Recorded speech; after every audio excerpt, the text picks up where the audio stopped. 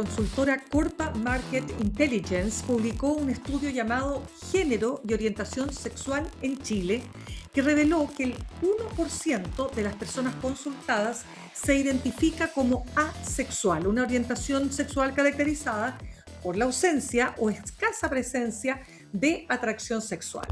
Los especialistas recalcan que no es una enfermedad ni un trastorno, sino una expresión válida de la diversidad sexual distinta de la abstinencia o el celibato. Y recordaron que estas personas pueden enamorarse, establecer incluso relaciones afectivas y en algunos casos mantener prácticas sexuales. Vamos a conversar de este tema, probablemente usted lo ha escuchado, hemos sabido, por ejemplo, de este músico, artista, Morrissey, que se ha declarado también asexual, pero ¿qué significa realmente la asexualidad? Es lo que conversamos a esta hora con la enfermera y académica de la Facultad de Ciencias Médicas de la Universidad de Santiago, Camila León. Camila, gracias por estar con nosotros esta tarde en Sin Pretexto. Hola Mirna, muchas gracias por la invitación. Ya, partamos por lo primero, Camila. ¿Qué es ser asexual? Mira, la sexualidad se relaciona con una orientación sexual, como las personas heterosexuales, bisexuales, pansexuales, y tiene que ver con una ausencia o una presencia muy baja de atracción sexual hacia un otro, independiente de esto de la identidad de género que tenga esta persona. Entonces, como te decía, se asocia a una orientación sexual, es decir, por quién yo siento atracción. Esa es como la mirada. Ya, pero de nuevo, la asexualidad siempre se ha asociado a una persona que no tiene deseo sexual. No estamos hablando de eso. Estamos claros, la sexualidad se relaciona con la atracción sexual, ¿ya? Y esta persona que siente una baja atracción sexual o una escasa atracción sexual por un otro, ¿ya? Puede estar asociado a comportamientos sexuales, ¿ya? No son distintas, puede ocurrir, al igual que puede ocurrir que las personas asexuales pueden tener vínculos románticos también, ¿ya? Pero Ya, como definición, tiene que ver con una orientación desde una relación hacia un otro, ¿ya? Y que atracción sexual es baja o nula. ya. ¿Y eso en qué se diferencia, por ejemplo, solamente del tema, porque uno podría decir se confunde con la baja de deseo sexual, que es como algunos señalan el mal de la modernidad? Claro, la sexualidad en ese sentido se diferencia porque no es una patología. Ya desde el año 2013, el DSM-5, que es este manual diagnóstico estadístico de trastornos mentales, incluye en este apartado de disfunciones sexuales que si la persona se siente asexual, entonces no puede ser vista con este diagnóstico, con esta patología. Entonces, es una orientación que es estable, a diferencia de, por ejemplo, personas que se asocia por un síntoma, ya que tienen una disminución del deseo sexual, pero es secundario a un síntoma, a una patología o incluso a las condiciones sociales de la vida moderna. Entonces, esa es la diferencia, ¿ya? Las personas que son asexuales son vistas eh, desde la orientación sexual, ¿ya? Entonces es una diferencia que es difícil de comprender de los aspectos sociales porque, claro, hay una falta de educación sexual a nivel social, pero tiene que ver con estos conceptos, ¿ya? La sexualidad está fuera desde los ámbitos patológicos. Ya, pero en el fondo es como, podríamos decirlo también, Camila, que una persona asexuada o asexual no tiene interés en la sexualidad desde el punto de vista, no sé, de la interacción con otro, el tener una relación sexual, en fin. Aquí podemos utilizar dos conceptos claves, que es la atracción sexual y la atracción romántica. Universalmente nosotros se relaciona mucho que las relaciones de pareja conllevan sí o sí una relación sexual, ¿ya? Pero esto no necesariamente tiene que ser así. Entonces se pueden mirar desde aspectos diferentes. La atracción sexual por ejemplo, las personas que son asexuales pueden ser también arománticas, o sea que tampoco tengan un interés en tener relaciones vinculares, ¿cierto?, de pareja, de estas características, pero también pueden haber personas asexuales que tengan esta baja atracción sexual, pero que sí tengan vínculos románticos potentes, ¿ya? Entonces, puede existir que esta dinámica ocurra, ya que las personas que son asexuales pueden tener vínculos potentes, parejas, ¿cierto?, relaciones de pareja, matrimonio, y eso puede ocurrir. ¿Cuándo logramos determinar que no estamos ante un problema, una patología, un trastorno de la sexualidad, algo que debiera ser a lo mejor tratado terapéuticamente, en fin? Yo creo que aquí lo clave es que la sexualidad no se relaciona a un malestar intrínseco. Ya las personas Ya. que son asexuales viven esta orientación de manera estable. Es como cuando hablamos de las personas heterosexuales o bisexuales, etcétera. Es su orientación, ¿ya? Entonces, ¿cuándo nos debe preocupar? Es cuando esto se relaciona a un malestar, ¿ya? Porque eso ya deja de relacionarse solo a este concepto de asexualidad, ¿ya? Podría estar asociado tal vez a un síntoma secundario, a una condición de vida, a una patología. Entonces ahí la Ya. diferencia. Ahora, las personas asexuales podrían tener malestar, pero este malestar no es intrínseco a esta orientación sexual, sino que está más asociado a cómo la sociedad percibe y respeta a estas personas. Cuando eh, por ejemplo, hablan de este tema o no lo hablan porque son invisibilizadas, se relaciona también a espacios de discriminación, ya donde la sociedad no comprende, y eso sí se puede relacionar a espacios de malestar y asociar también a condiciones, por ejemplo, de ansiedad, depresión, ideación suicida, pero que tiene que más que ver con el entorno, con los procesos de determinación social que van construyendo la sexualidad de las personas, porque tenemos que entender que la sexualidad es una construcción social. Entonces, según lo que me dice con tu pregunta, tiene que ver con eso, cuando sentimos este malestar. Ya, porque alguien podría, por ejemplo, decir que lo que estamos hablando acá es de celibato. Por ejemplo, ¿en Claro. qué se diferencia una persona asexual o asexuada de un célibe? Claro, aquí las personas que ejercen, por ejemplo, el celibato, que practican el celibato, es una decisión voluntaria, ya una decisión voluntaria que puede ser transitoria. Las personas eligen no tener relaciones sexuales, eligen no contraer matrimonio, a diferencia, y esto puede ser por distintas creencias personales, sociales, religiosas, etcétera, a diferencia de la sexualidad, que sí es una condición ya más profunda, íntima de la persona, donde es algo más estable, no algo transitorio que yo decido hoy ser asexual y probablemente mañana no, o eso cambia así tan drásticamente. Ya es una condición mucho más estable, ¿ya? Con la cual Ya, yo me perfecto. identifico. Otros dirán, por ejemplo, que tiene que ver con el fenómeno de que se ha dado en llamar los incels, ¿no es cierto? Que viene del inglés involuntary celibate, ¿no es cierto? Involuntary celibate, o sea, ser célibe involuntario, ¿no es cierto? Claro.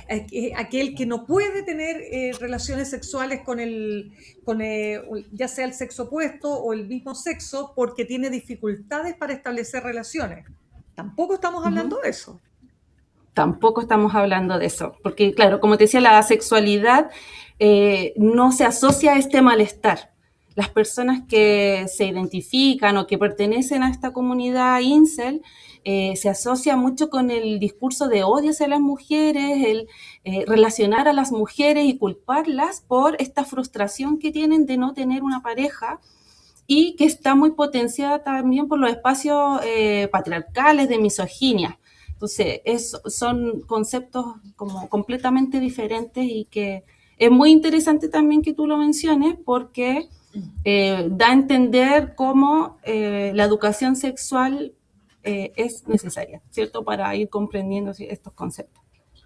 Por supuesto, déjame contar que conversamos hasta ahora con Camila León. Ella es enfermera y académica de la Facultad de Ciencias Médicas de la Universidad de Santiago y estamos conversando acerca de un informe, un estudio llamado Género y Orientación Sexual en Chile, que reveló que el 1% de las personas consultadas se identifica como asexual.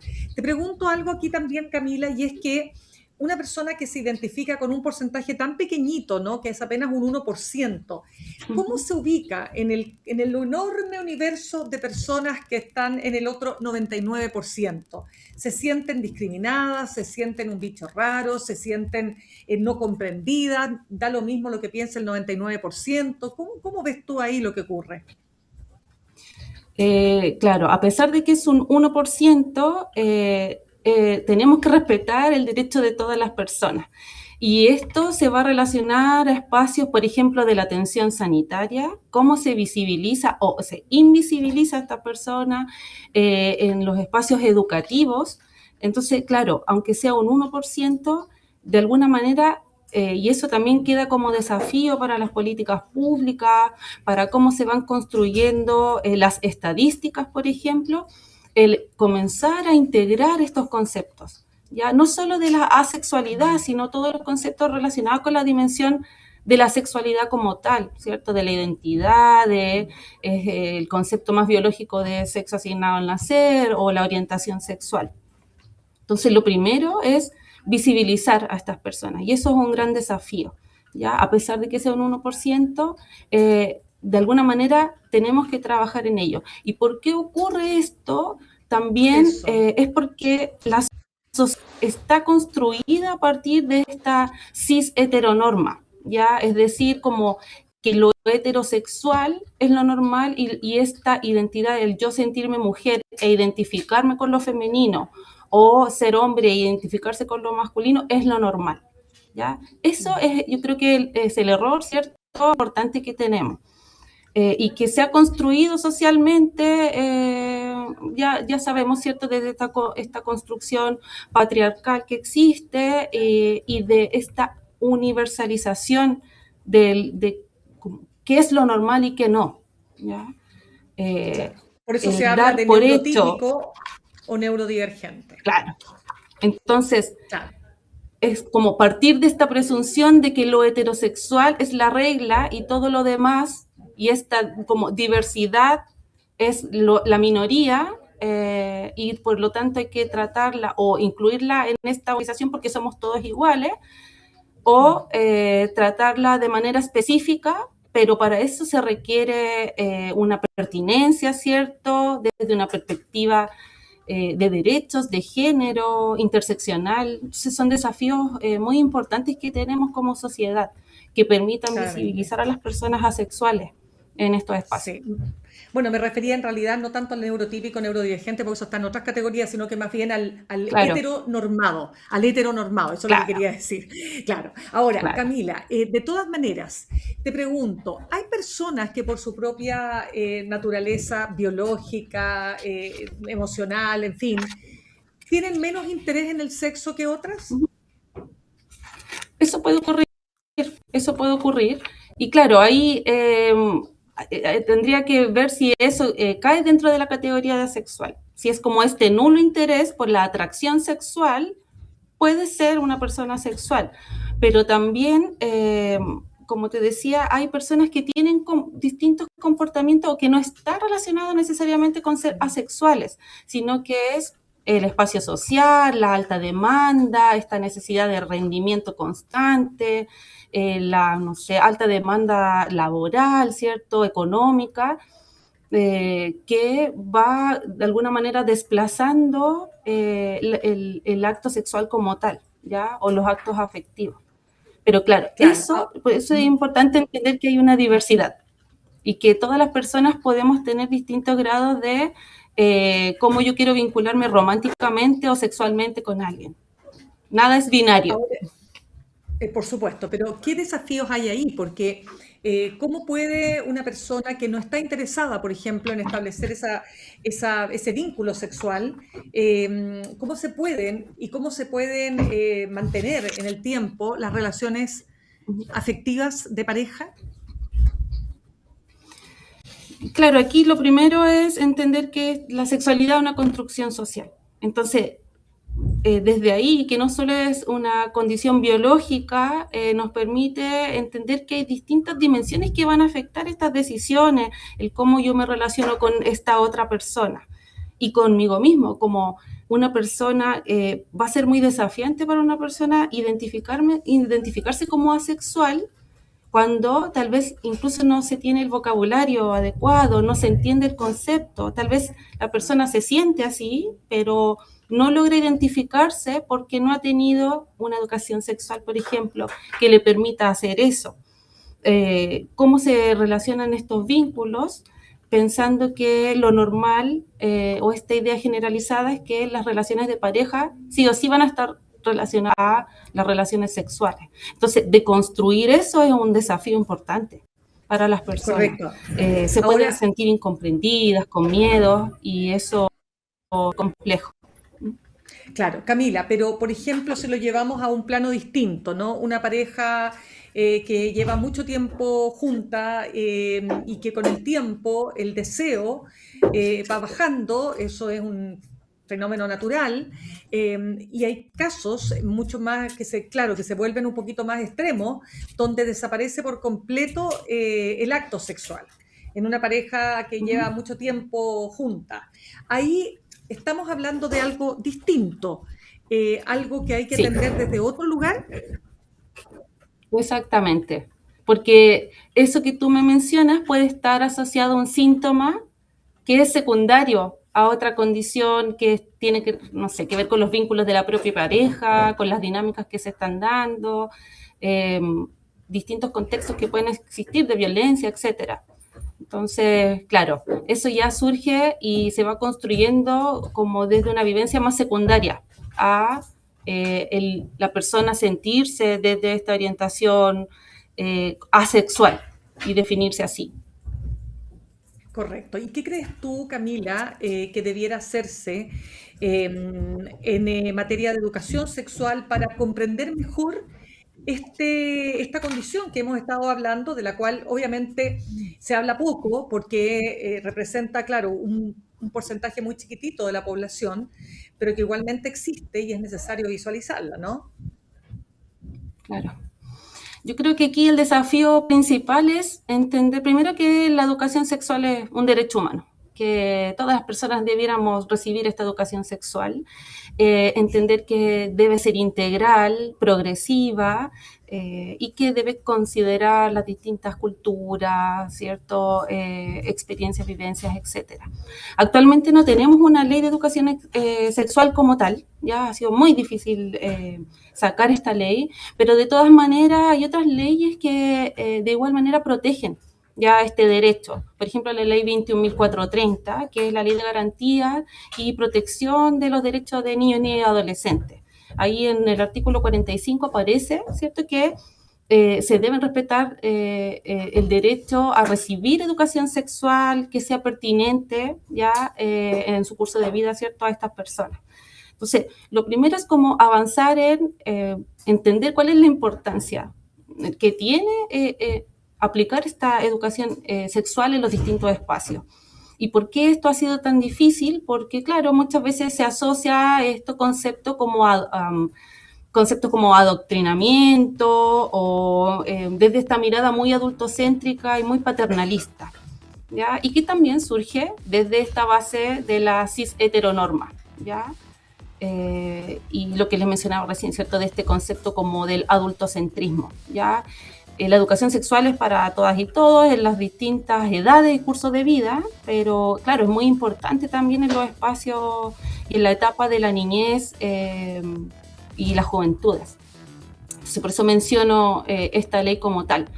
Entonces, creo que eso es un desafío. La educación sexual debe establecerse, debe comprenderse, y eso va a permitir también visibilizar estos conceptos, entender cómo respetar este otro, ampliar el vocabulario, que nos comprendamos a nosotros mismos y que podamos comprender a un otro como un legítimo otro. Creo que eso también es muy Perfecto. importante. Ya, pues Camila León, enfermera académica en la Facultad de Ciencias Médicas de la Universidad de Santiago, muchas gracias por haber estado con nosotros esta tarde. Gracias, Mirna. Y ahí no olvidar que lo real es lo diverso. Esa es la norma. Exacto. Gracias a ti. Muchas gracias a ti. Gracias.